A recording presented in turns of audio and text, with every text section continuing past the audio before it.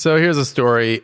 Open mics are typically in very dingy bars. Okay. You've been with me before. Yes. Probably the only time you've ever been to a dingy bar Probably. is with me at an open mic. I guess that's true. There's a Speakeasy in Tulsa. Not been to that one. You haven't. Speakeasy style bar. Should you be telling us about this? Yeah. Is this legal? Oh, that's a good point. First rule. Just don't say the password. Yeah. Yeah. It's nunchucks. No. Beep.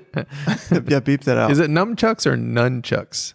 I think I grew up saying nunchucks. But I think that's wrong. I think it's actually nunchucks. Yeah, let us know in the comments. We'll ask Chuck Norris. He can tell us the definitive. No. So we're doing an open mic. It's a very good open mic, which means there's a lot of people there. It's very because it's a speakeasy. The ceiling is very low. It's very dark. It's very dingy. It's really everything you want out of an environment like this. Yeah. Anyway, the problem with open mics like this is that there are regular patrons. People who do not want to come to comedy. Gotcha. They just wanted to come have a drink with their friend and weren't expecting my jokes about cancer. Yeah, that sounds annoying. Right. So these two ladies, just to paint a picture, I would probably about my age. So it's like middle age, maybe late 30s. And just very, very nice ladies as far as I can tell. Two blonde ladies. And they're sitting at the end of the bar, which is is like the closest seat you could be sitting in to the literal speaker in the mic. Is there a stage? No stage. Standing on the side of the room. We're just kind of, it's really hard to explain. The room is really long. And so the open mic is kind of, it's very long and it's not very deep at all. And so it made the room so wide. It's very wide. Yeah, I'm sorry. It's very wide. Okay. Yeah. It's probably like I don't know if this is actually. It would be like 100 by 20. Okay. It's not. It's bigger than that. But it's like you're in a shipping container. Yeah, it's like a shipping container. Yeah, with a very But low not ceiling. on one end, just in the middle. Yeah, so we're in the middle. So the bar takes up half of it. Then there's a mic, and then there's seats on the other side. Anyway, the girls the ladies are sitting at the end of the bar. And they're talking very loudly. So they've been pre-gaming it a little bit before they got there that night. They're talking so loudly that I'm just like, you are unaware of the fact that there's probably like 50 to 70 people in there that like are all there for the comedy, except these two are just like, they are so loud and talking about their friends. They're so loud that comics are asking them questions about the people they're talking about, just because you can hear it. Just like, how is Megan, by the way? Yeah. And they're oblivious to it. Anyway, one of the comics, and this is a pretty common mistake with newer comics, calls them a derogatory word. And they don't catch it for 5 minutes. And then suddenly, our friend Steven calls this retroactive hearing. Yeah. But like suddenly she realizes that he called her something and she just goes, "What did you call me?" And like game on. Yeah. Yeah. That comic's not backing down. She's not backing down. And suddenly like now it's like escalating. It's escalating. Everyone in the bar already doesn't like these two people, but they're patrons. They're paying money to be there. And right. So it's, and also let's not be mean. So anyway, it just like ramps up and up and up, and just like they're going at each other. Eventually the host shut it down. And it's just like the host of the comedy show just shuts it down, gets that comic off the stage. I'm doing air quotes, and they kind of calm down or whatever.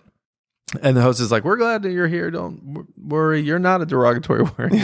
So they go back to whatever. They go right back to it. It's just like reset, just loud again. And now everybody hates them. And I'm just like, oh man, this is no good. And I go up to the host. I'm like, is this going to cost us the open mic? Because that's what matters. Like, we're not going to we don't want this to be like, when you say cost them open mic, you're saying like the owners of it aren't going to want comics coming in there making fun of their paying customers. Right. Yeah. And I've seen this happen in Oklahoma City where like it happens at a bar or a restaurant, and then 2 other restaurants get scared, and so they shut theirs down, and suddenly you've lost 3 stage times. Gotcha. It's a huge deal. So time progresses and it happens again. And the same comic starts to similar, not the same comic, just a different one. Okay. And those two ladies, and now it's at the point where like even the audience is like yelling at these ladies or whatever.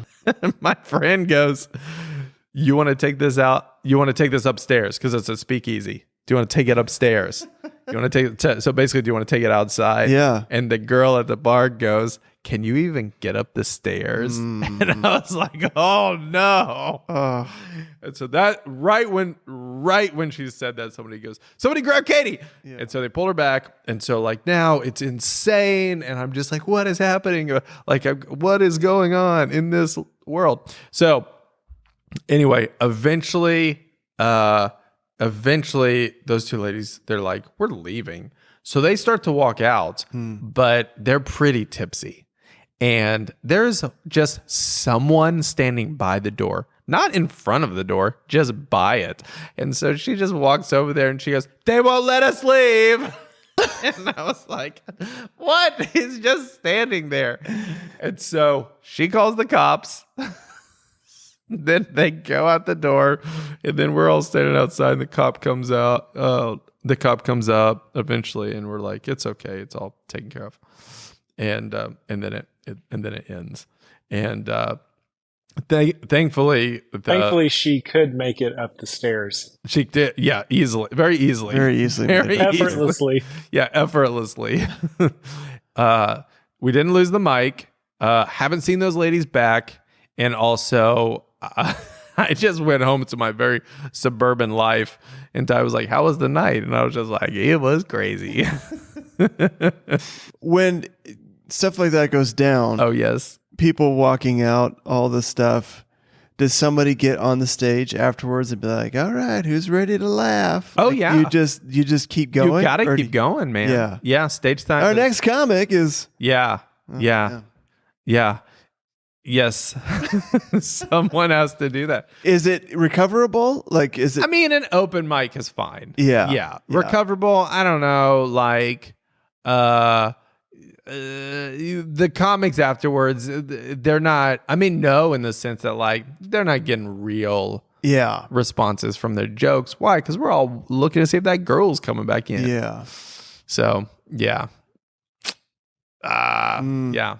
So we got a good episode for you today. Today we are answering the question, how do I get a dry bar comedy special? Inquiring minds want to know, Adam. Inquiring minds. Lead the way, sir. Teach us. So how do I get a dry bar comedy? In the next episode, we're going to answer how to get it actually published. Yeah, that's right. Zing. Yeah. How to... Well, the first thing is you just tell everybody that you recorded one and then act like, I don't know when it's going to post. Yeah. How to use dry bar as a credit for 2 years. And then let's see here. It's like the guys that put like ABC as seen on ABC. Oh yeah. NBC. Oh yeah. When it's like, well, you were on the local news. As seen on KOKI. Yeah, it's right. Yeah. I have a funny story about that credit. And then we got a cool segment. A cool segment at the end. We're going to call it Question of the Week. It is just a little teaser. Ooh. Comedian Taylor Tomlinson answered my question, and I want to share that with you. So, you ready? Sure. Ready, Gare? Let's go. Here we go.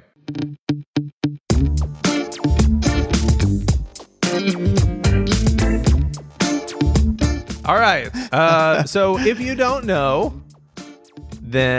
know what Dry Bar is, let us explain. Dry Bar Comedy is a clean comedy channel on YouTube, and they have an app, and they are on Peacock. Big deal. They're a big deal. Big deal. What do they got? 2 million subscribers on YouTube? Something like that. Yeah. 1 to 2 million. I don't know. But they have, they produce exclusively clean comedy specials. Yeah. Yeah. They're 9 seasons in. I don't know how long they've been doing this, but they do it. They film them up in just outside of Salt Lake City, and they are originally started by the same folks who do The Chosen. Oh, did you know that? I didn't know that. I thought you did know that. The Chosen and VidAngel. Remember VidAngel? I do. Yeah. You don't have to remember it. It's happening. Yeah. Yeah. VidAngel. They basically like It's like edits movies for They edit you? movies. You're like, I want to watch Yellowstone, but I don't want there to be any nudity in it. Yeah. And so then they send you, I don't know, they send you a link or they send you the DVD or whatever. But they started Dry Bar, and it was all kind of all the same, but now it's a separate entity, and it's done really well, and it's taken off.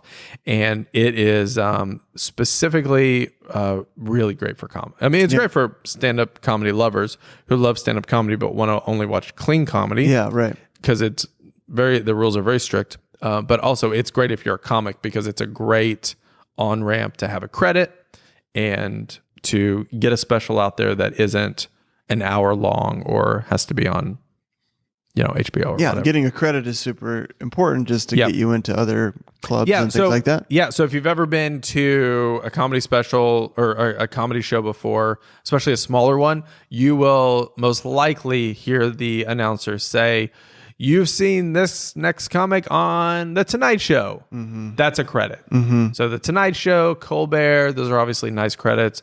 A big one, of course, would be SNL, Comedy Central, HBO, like having a special there. Smaller credits would be more like Dry Bar would be credited, like he's got a Dry Bar special or he's open for Dana Carvey. Those are all credits. You're looking for... especially name recognition and when you're just it's validity. Like you're looking for when you become a comic, you just need validation. That's true. And that's why you become a comic. I'm not anybody until I've opened for Kevin Nealon. That's right. Well, I'll tell you this, it's a long way up. You've scaled that mountain, though. No, I've scaled that. He's open for the Swan Brothers. He's played at Welltown. That's right. He's Chamber of Commerce for Catoosa. Actually, Chamber of Commerce. I'm glad that you brought that up. A new credit, a really big, significant credit in comedy now is social media followers. Oh, sure. So, which you got real quick. I'm doing that. I got that. So he's got 100,000 followers on TikTok. That's 116,000. This is an example. This is 100K. Over 100K. 100K That's plus. what you say. I'm saying it as an example. Chris, how long? You've kind of leveled off, though. Oh, yeah, TikTok. Yeah, TikTok has really leveled off for sure. But growing on it. You got to... I got to 100,000 in October of last year. In like 5 months. Which would have been... like 9 months. I started in February, so it would have been 9 months, yeah. And then I'm at 115 or 16 now. Yeah. And that's like 6 months later. Oh, yeah. So, TikTok has really slowed down. But Instagram has really taken off. Yeah, are you at 30? Yeah, 36 or 7, something like that. Yeah, I mean, and Instagram followers it seems like they're a lot more. Instagram seems to be a much better platform for creators. It seems like there's a lot more ways to engage with your audience as well as like sell products or just be connected. It just seems like it's a lot more useful that way. So I'm excited about that. Yeah. And I also just think Instagram followers, they just seem more authentic. Yeah. I don't know what it is about. It's just, I don't know. They seem to interact a lot more. Yeah, it does seem to be the case. So you had mentioned the getting into a club or someplace like that with a credit. Yeah, like I could call a club and say, I got Chris Munch here. He's got 100,000 followers on TikTok, and we'd like to come to your town. Yeah, and do a special event, which I've actually been thinking about, and I think that's something that we should talk about and consider doing. So so right when you start, you're looking for credits, and it's awesome, and it is what it is. When you are a brand new comic, regularly, I'll be hosting like a show in town where there are local comics. And I'll be like, what do you want me to say before you get up? And they'll say, say that it'll be something like, I won the Tulsa Riff show last week. Somebody will say, I won the Tulsa Riff show. Like that's a kind of show, or the roast battle, Tulsa roast battle. Oh, okay, yeah, something like that. Which is like a beauty pageant. Yeah, right. So they're just looking for they're looking for wins and things like that. Yeah, exactly. Yeah. So it's like film festivals or something, and like a short film that you'd say like, Yeah. I get you. Yeah. Yeah. Sometimes people take their comedy credits way too far. Sure. Like the bordering on That's not even a thing. no, bordering on lying manipulation. Oh yeah. Here's the one. I was doing a show. I did a show. You were there. I did a show. I'm not going to say exactly where because I don't want the person to find out. I did a show, and I noticed that somebody else on the show, it said Howard Stern. Like a lot of times on comedy posters, it'll be like Adam Bush, dry bar. Yeah.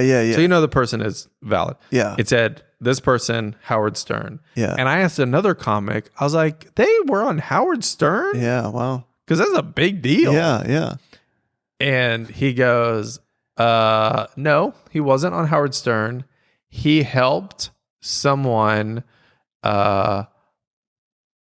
helped someone work on the dress that somebody wore Yeah. on Howard Stern. Yeah. So it's like a costume thing, right? It's like Or like a helped a stylist? costumer Yeah. dress an actor or actress. Yeah. I mean, was it a funny outfit? Yeah. So you get a lot. You do. So like you get a lot of people. Like I saw a guy one time who was just like a scene on, what was it? Maybe it was just like ABC. And it wasn't related to comedy. It was like they were doing like a panel for a local ABC affiliate about school shootings or something. Yeah. It's like saying I was on American Idol, but because I was in the audience. Yeah. I was on TV. Yeah, exactly. As an audience member. Which for me was like early on, my first credit, quote unquote, was opening for Birbiglia. And people would say that and it would make me really uncomfortable. Right. Yeah. Because I didn't open with my own stuff. Right. I didn't mind if somebody said he won Mike Birbiglia's Birbig's understudy or he's performed on Broadway. That was valid, but I didn't like, so as soon as I could get people to stop saying that, I would. Yeah, I get that. Because opening for someone is a real thing. Like, I mean, to get on with a big name comic and you're opening for that comic, then you would assume that you're connected with that person to the point that they would invite you to open. Or some club owner at least thought you were good enough to open for them. Yeah, right. Yeah. So anyway, so getting my dry bar was a really big deal. And so anyway, so 2 years in, allegedly, right? Alleged dry bar stuff. We've not seen it yet. Two people have seen it. Me and Diana. That's it. So 2 years in, which is I'm very grateful for, I got an email to record a dry bar special, and I filmed it in October of 2021. Yeah, it hasn't come out yet. Yeah. The consensus is they're about 2 years behind. Well, but I have seen it. What's it is awesome. Finalized. I'd love all of your stuff about all your COVID jokes. Just like 20 minutes of COVID jokes. Do you think it was a mistake that I called it I Hate COVID? So just aging. So I get that question a lot. How do you get a dry bar? How do you get it to come out? That part I don't know. But how do you get a dry bar? How do you prep? And so I thought we could talk about this. Yeah, so talk about it. You said you got an email. Certainly someone didn't just out of the blue. I feel like Gary wants to say something. Oh, you got something? No. I was just thinking in my head, what do you have to do? Why are they holding on to it? Either it's so bad. Wow. They're not. Wow. They're just like, They're just, I don't know what we're going to do with this. I don't. Yeah, we'll just tell them it's not written. Where can we hide this thing? My understanding. You release it at midnight on a Friday. My understanding is that the weekend I was there, they filmed 6. That's amazing. Yeah. So my understanding is that they're just that far behind. I mean, Dustin Nickerson, who we talk about on the podcast a lot, filmed a little bit before me, and his just came out. Yeah. So and then I've had some other friends that like theirs hasn't come out either. Yeah. Yeah. So anyway, I kind of think that there are three steps to getting a dry bar. You've thought this through. I have thought this through because people ask me this question all the time. Gotcha. Okay. I've thought this through, and the first thing that I'll say, if you want to get a dry bar, you need to film a professional video of your set. One of the things that I did very early on, which you were both a part of, was I filmed what I called like about a year and a half into comedy. I filmed a night of storytelling and comedy, which is a special that's on YouTube, and it's on my website, heyadambush.com. And it was a night of, I knew I couldn't do an hour long of comedy because I'd only been doing a year and a half. That would be silly. But I knew that I could tell an hour long, do a thing of stories and jokes. And that has served me so well. It's so good. It was a lot of putting together. We had to find a location, Notion Tulsa, which was a great spot. That was an awesome spot. It was an awesome spot. It was in the round. It's a bunch of my friends that helped me film it. I made a deal with the coffee shop that they had a little auditorium, but I was like, hey, I'll sell tickets, and then you don't charge me. I'll just give you the money from the tickets. And they're like, that's great. I sold tickets for $5. I did 2 nights. Yeah, that was so fun. That's still one of my favorite places we've me too. performed. That was so fun. Yeah. So, but what was so valuable is I got that video out of it, and I was able to make a 5-minute compilation of jokes out of that. I shot it with 6 cameras, maybe 7. I shot it with 7 cameras. It was too many. It was too many. It wasn't too many in the edit. It was just a lot of doing there. Well, the crotch cam is the one I didn't care for. There was one. The floor camera that if you got a little too close to, you're giving people more than what they asked for. What was great is I asked my friend John Robertson, who films the majority of the stuff that I've done. He did awesome. He did do awesome. Job. I had like 3 cameras, and he was just like, oh, I've got 2. And then there was like another guy we were asking to help, and he was like, I got 2 as well. I'll just bring them. Yeah. And then I was just like, we have 7 cameras here. This is insane. So partnering with those guys, and it cost me a little bit of money. I think it maybe cost me $1,000 to film that. But oh man, has this been like, that video has been so helpful. Yeah. So first thing I did was I cut it down to 5 minutes because that's what everyone asked for. You have a 5-minute video. Yeah. A club will ask for a 5-minute video. That's how I got the thing with Kevin Nealon. I had that 5-minute video. And they wanted to be continuous, but I had 7 cameras. So I was able to like edit it the way I wanted it, and it feels seamless. Interesting. Yeah. So they want 5 minutes continuous, so they can see your timing and and you're not that you're not just. And sometimes people will put multiple shows, like it bounces all over the place. And here's what I'll say, and this is true of all video. We know this because we've done video for so long. Take some time to film a good video, but get good audio, and that includes the audience. Yeah. So whatever that looks like for you, because I know like we have a background in video, and so that's not hard for us. Yeah. But for other people, for other comics, whatever that looks like for you, take a step beyond just shooting it on your phone and figure out a way. Who do you need to talk to get the audio good? And I know how to do it. And in fact, if you're a Tulsa comic and you need help, then you can just ask me on Facebook or Instagram. But like clubs are cool with like, they want to help you. So like when I go to the Looney Bin, I plug my audio recorder into their board. And I realize that I know how to do that and some people don't, but someone knows how to do that. So just ask them. And so like the most valuable thing I've ever done is make a good video. And it doesn't have to be an hour long. It just think it through. Where are you going to film it? Where will there be good lighting? Clubs typically have good lighting for the comics so that the audience can see them. And where and how can I get good audio? It's awesome. Yeah, that is key. Yeah, audio is huge. Yeah, I think people can forgive bad visuals, but audio is hard to get through if you can't hear very well. Yep. Yeah, and you don't want to look like you're bombing either if you're not recording I can't tell you how many videos I have where like, oh man, I remember doing really well. I cannot hear the audience. If you can't hear the audience, it just sounds like you're making jokes to no one up there, which is not a great look. Right. If you're trying to book exactly shows. Yeah. Yeah. So get a good video. Put your best set together and get a good video. So then that's number one. Number one, get a good video. Get a good video. Number 2, stay connected so that video can make it where it needs to go. So how I got mine, I was on Facebook, and I'm very active on Facebook within the comedy community, kind of like nationally.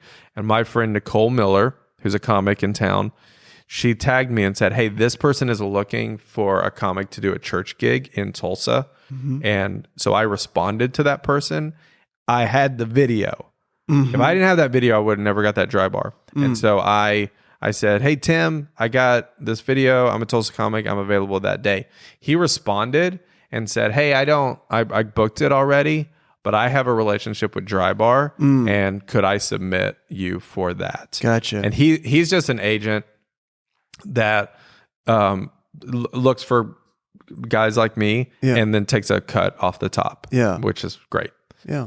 And I said, yeah. And so that is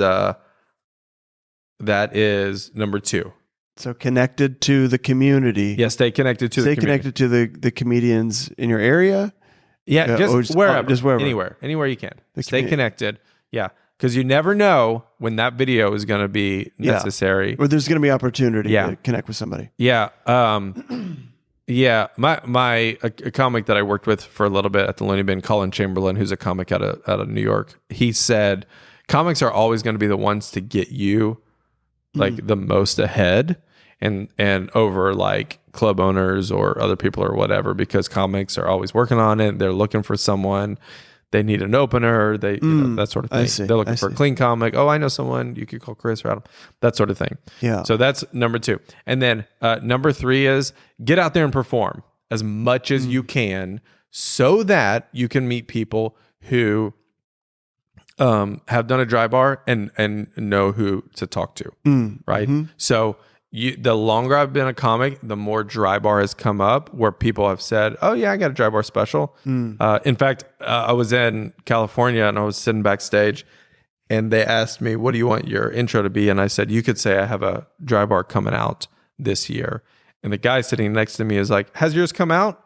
Like he's waiting on his to come out too. Yeah. So, and had I not had one, I could, if I knew, I could have been like, could you help me? Like, I've got a really good video. Could you help me get connected to those people? Oh, right. So if you hadn't already connected, you could have asked that guy to help you connect. Yeah. Yeah. So those are my tips. It requires some luck, but it also requires a lot of work. Yeah, sure. Yeah. Preparation. So being ready, basically it's talking about being ready for the call. Yeah. Whenever somebody asks. For me, they asked for 3 clips.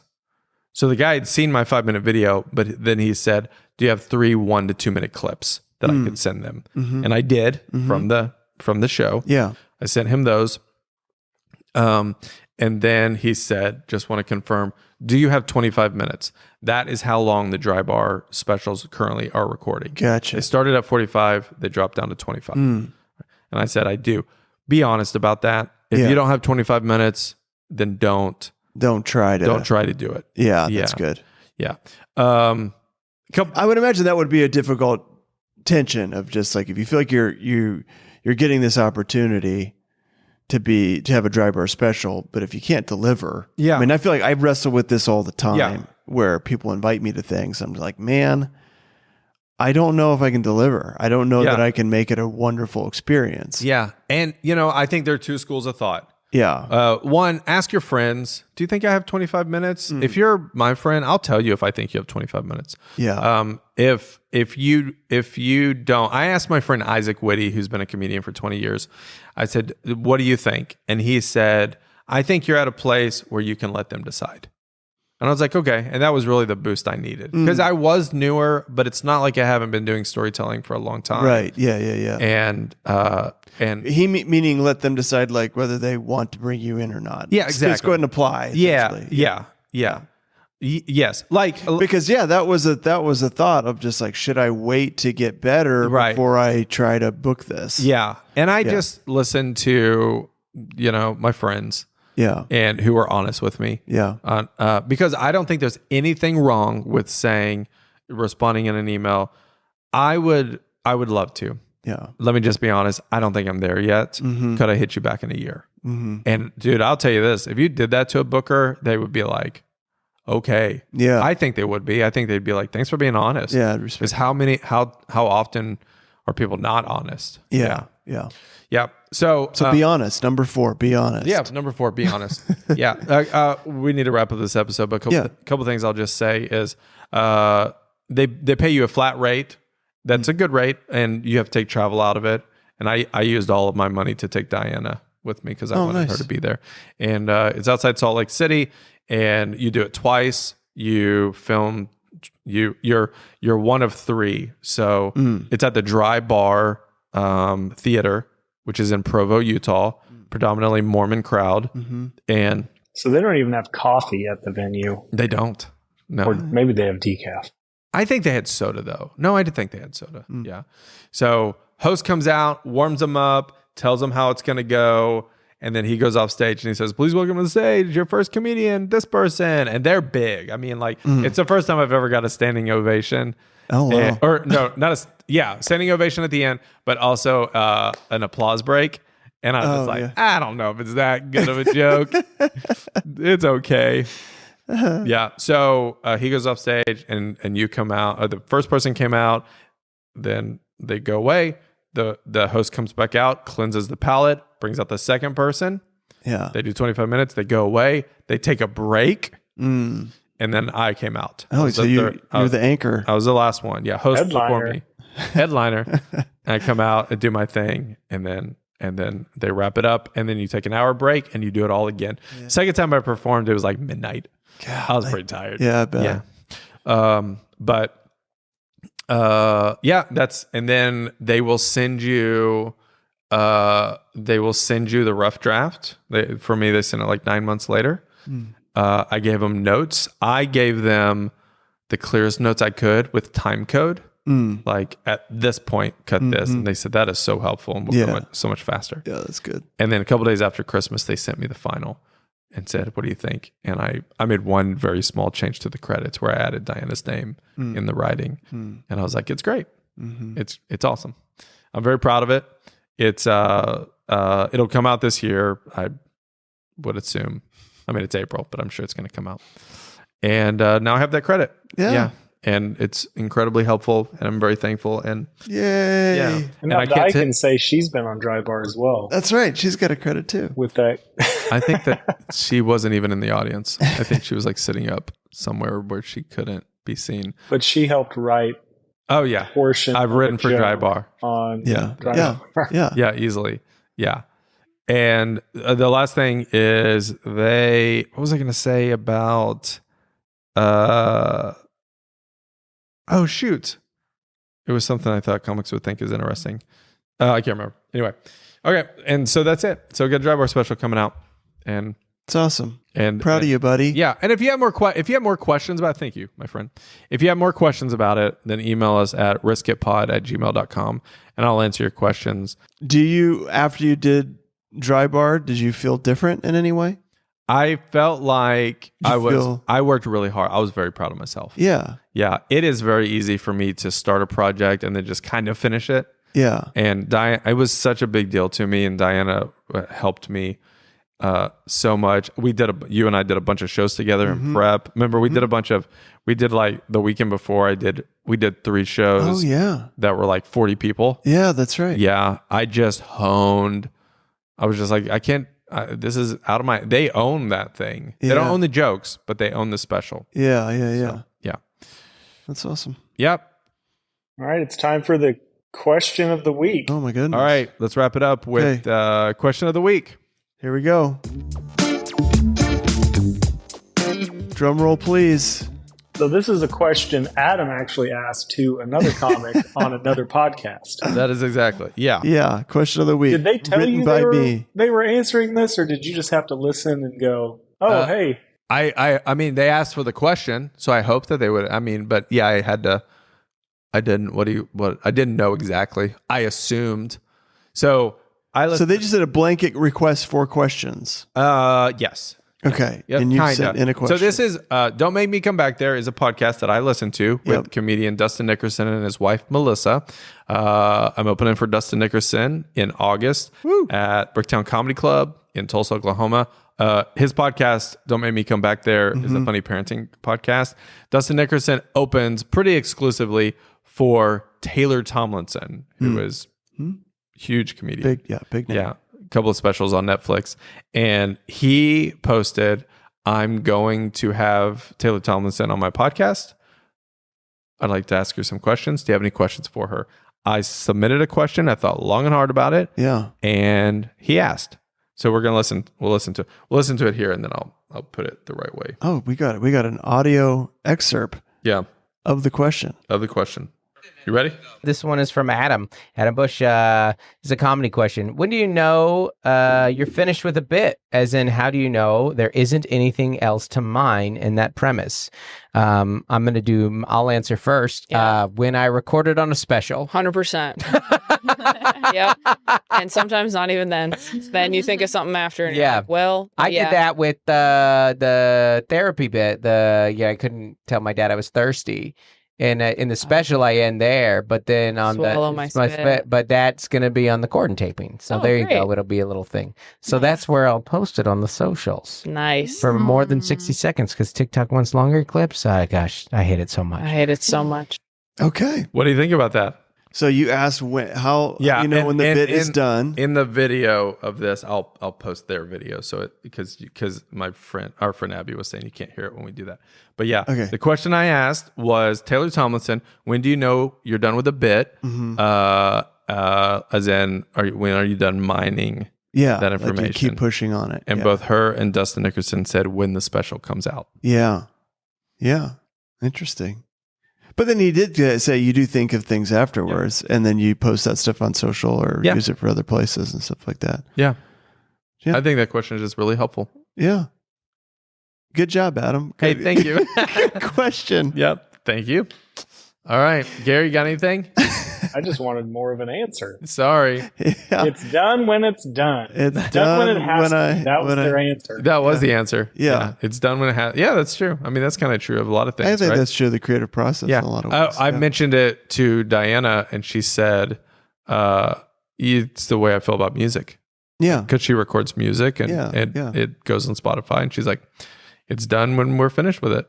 Yeah. Yeah. And it's uploaded. So yeah, fair enough. Well, yeah, that's good. I mean, I have this whole bit about birds that I kind of thought was done, but I've recently been trying to like find more funny things about birds. Yeah. And kind of elongate that bit.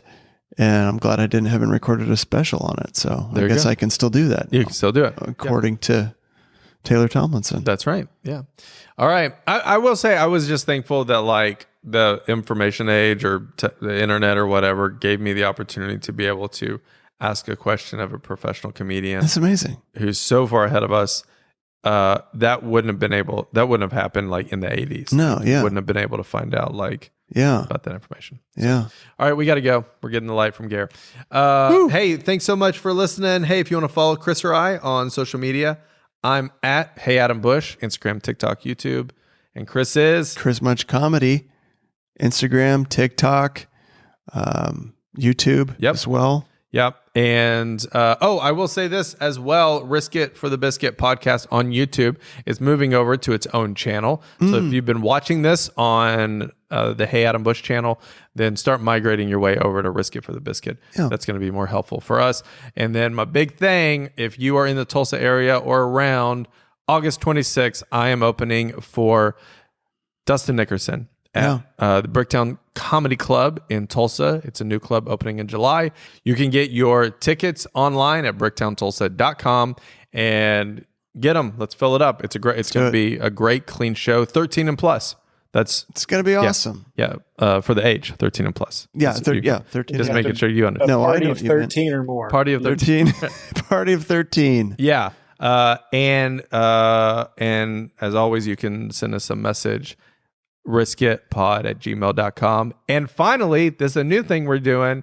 Gare, we're promoting Gary's company. Yes. That's very important. Very important. So if you like the video you get with the podcast, you like our graphics, you like any of the animations, Gary makes those, and you can check that out at Northern.work. Northern.work. Guys, Gary's so talented. Don't say it like He's it's not true. So good. Listen, I get so many comments about how good our podcast looks and the animation and the art. And seriously, Gary's amazing at that. Gary's the best. He's super fun to work with too. So he really is. He's the best. Northern.work.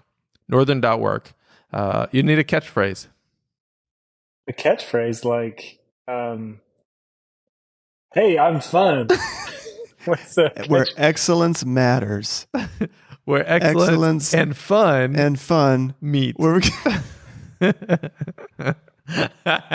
You're like, is this a lingerie store? Yeah, exactly. I mean, fun and fantasy meet.